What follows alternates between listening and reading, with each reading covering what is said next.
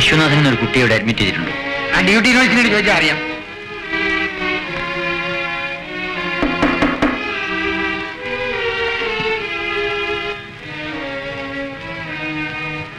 ലക്ഷ്മിയും കുട്ടിയും വിശ്വനാഥൻ എവിടെയാണ്?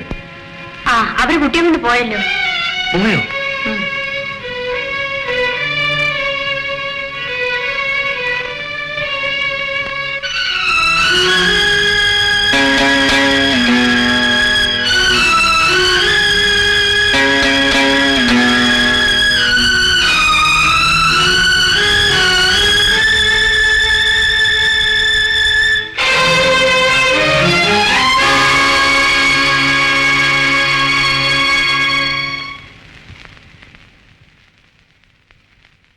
എരിഞ്ഞുമുറ്റത്തെ ലക്ഷ്മിക്കുട്ടിയല്ലേ? അതെ. ഇപ്പൊ എവിടുന്ന് വരുന്നു? ബോംബെന്ന് വരികയാണ്.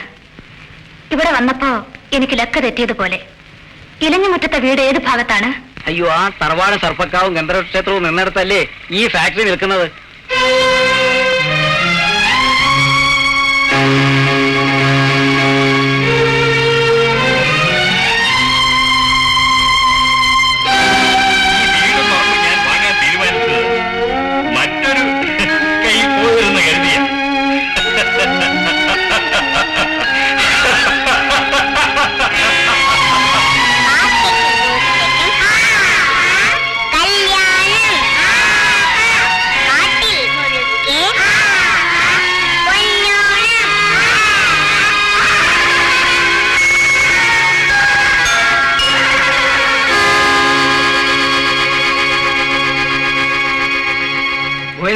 തറവാട് പൊളിച്ചു കളഞ്ഞ് ഈ കമ്പനി ഉണ്ടാക്കി.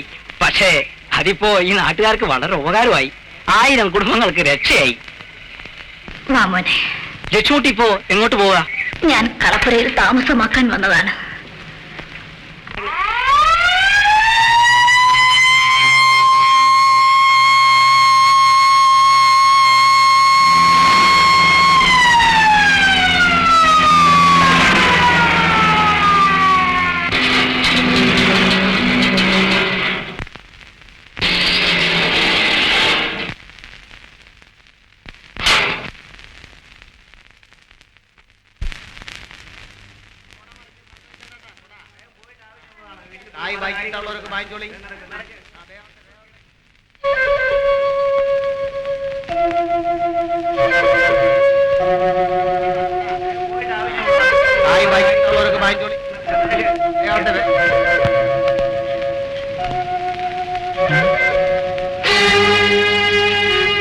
ലക്ഷ്മി കുഞ്ഞ്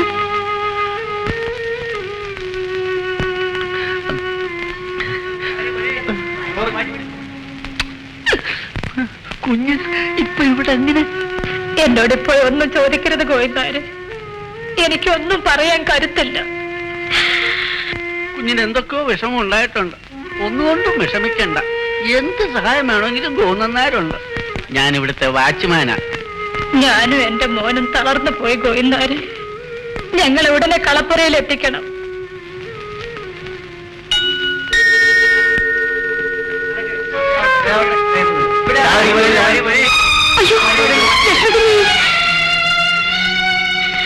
കുഞ്ഞുകുട്ടി ഇവിടുത്തെ ഒരു തൊഴിലാളിയാ കുഞ്ഞ്. മോളെ, നീ ലക്ഷ്മി കുഞ്ഞിനെയും കൂട്ടി നമ്മുടെ വീട്ടിലേക്ക് ചെല്ല. അതിനോട് ഇപ്പൊ ഒന്നും ചോദിക്കരുത്. അതെന്തോ വിഷമിച്ച് വന്നിരിക്ക. ചെല്ല. വരൂ ലക്ഷ്മി കുഞ്ഞെ, നമുക്ക് വീട്ടിലേക്ക് പോകാം.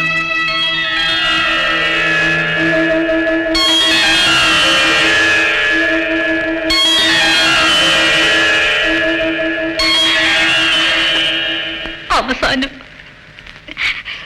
ഞാനിവിടെ നിങ്ങളുടെ അടുത്തെത്തി. ലക്ഷ്മി, സമാധാനമായിട്ട് എന്റെ പരദേവത എൽജിമിറ്റം തറവാട്ടിലെ ഈ സന്തതിക്ക് പ്രമാത്രം ദുരിതം എന്തിനു കൊടുത്തു? ലക്ഷ്മി, എന്തു പറ്റി? കുഞ്ഞിന് ഭയങ്കര ചൂട്. കുഞ്ഞുട്ടിയോ പോയി കുറച്ച് വൈദ്യുതി വിളിച്ചോണ്ട് വരാം. മോനെ മോനെ മോനെ മോനെ മോൻ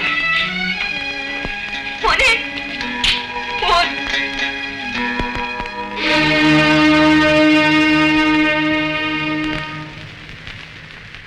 മോനെ മോനെ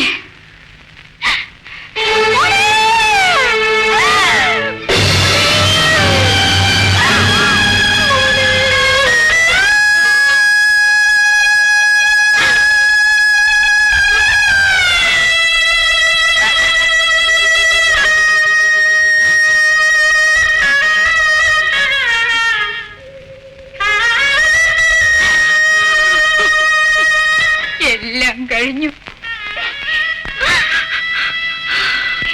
ഇനി സങ്കടപ്പെട്ടിട്ട് എന്താ കാര്യം? വരൂ, കുഞ്ഞുട്ടി പോകൂ. ഞാനിവിടെ കുറച്ചു നേരം ഇരുന്നോട്ടെ.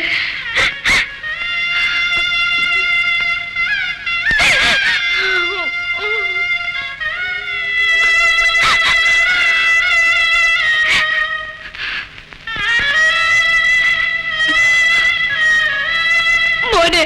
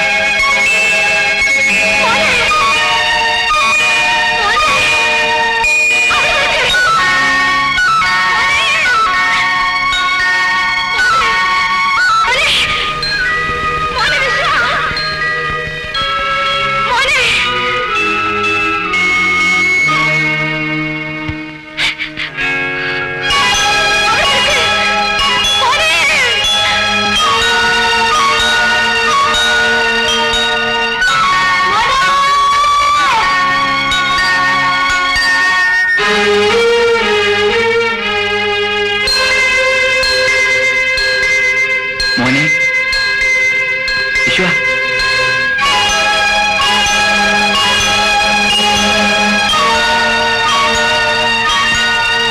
മോനെ നിൽക്ക്, ഇവിടെ വാ.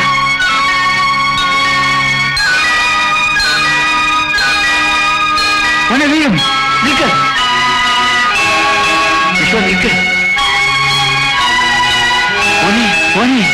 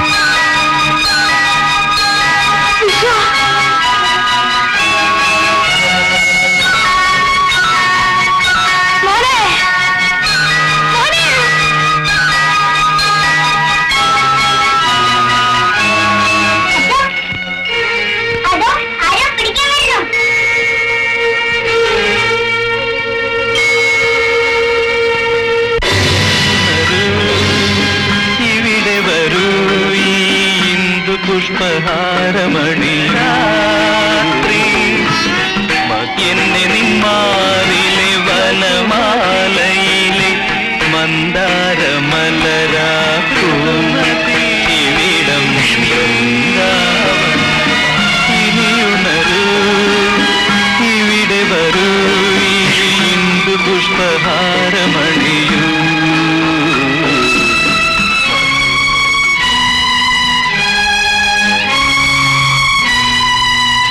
ലക്ഷ്മിക്ക് അറിയില്ലേ? ലക്ഷ്മി, ഈ ഗോപാലിന് അറിയില്ലേ? സ്വന്തം ജീവനേക്കാൾ സ്നേഹിച്ച ഗോപാലിന് അറിയില്ലേ? എന്റെ സ്നേഹം പുറത്തു കാണിക്കാനോ മുറ്റത്ത് കയറാൻ അർഹതയില്ലാത്ത ഒരു താണജാതിക്കാരനായതുകൊണ്ട് കുറ്റിക്കാടിന്റെ മറവിലും മറ്റും അകലെ നിന്ന് ലക്ഷ്മിക്കുട്ടി നോക്കിക്കണ്ട് ആനന്ദിച്ച ഗോപാലനാണ് ഞാൻ. അങ്ങനെ ഇരിക്കുമ്പോഴാണ് ഒരു രാത്രിയിൽ ലക്ഷ്മിക്കുട്ടി എന്റെ അടുത്തേക്ക് വന്നത്. ലക്ഷ്മിക്കുട്ടി ഒരിക്കലും എന്നെ വിട്ടുപിരിയില്ലെന്ന് ഞാൻ വിചാരിച്ചു. പക്ഷേ അത് സംഭവിച്ചു.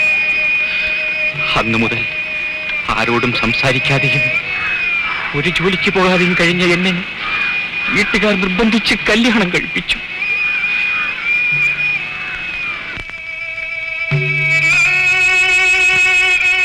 ഈ മോനെ എനിക്ക് തന്നിട്ട് അവൾ മരിച്ചു. വളരെ മുമ്പേ തന്നെ. ജീവിക്കാതെ ജീവിക്കാൻ തുടങ്ങി ഞാൻ ഇപ്പോഴും ഇങ്ങനെ ജീവിക്കുന്നു. ലക്ഷ്മി,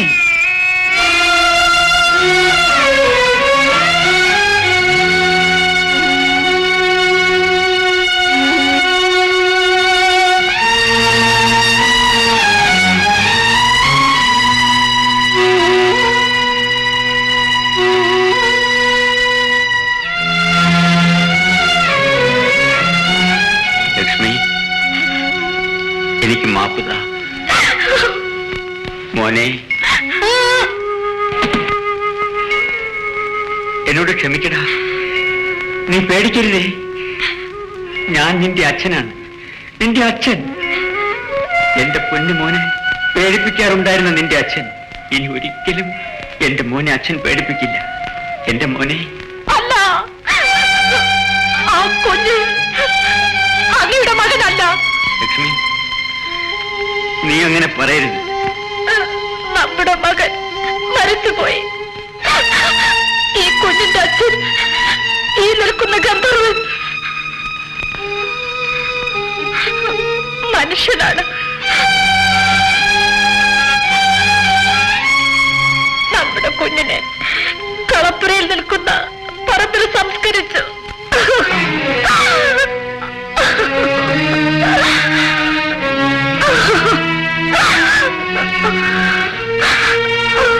മനസ്സിലായി, എനിക്കെല്ലാം മനസ്സിലായി. അവന്റെ അച്ഛനാകാനുള്ള മോഹത്തോടെയാണ് ഞാനിവിടെ ഓടി വന്നത്. എന്റെ പാപങ്ങളുടെ ശിക്ഷയായിട്ടായിരിക്കാം ഈശ്വരൻ അതിനനുവദിച്ചില്ല. എന്നോടൊരു തെറ്റും ചെയ്തിട്ടില്ലാത്ത ആ പിഞ്ചു കുഞ്ഞിനെ ഞാൻ എന്തുമാത്രം വേദനിപ്പിച്ചു. അവന്റെ ആത്മാവെനിക്ക് മാപ്പ് തരട്ടെ.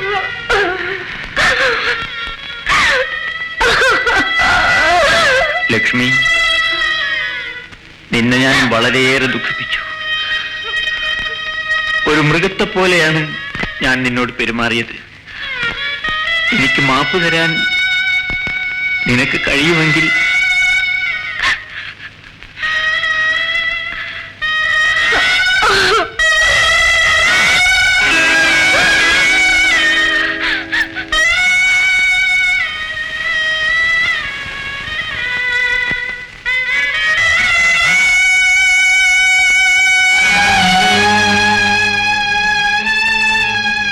നമുക്ക് കളപ്പുരയിലേക്ക് പോകാം.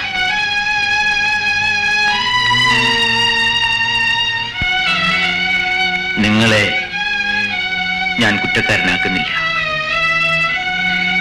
എന്റെ ലക്ഷ്മിയും കുറ്റക്കാരിയല്ല.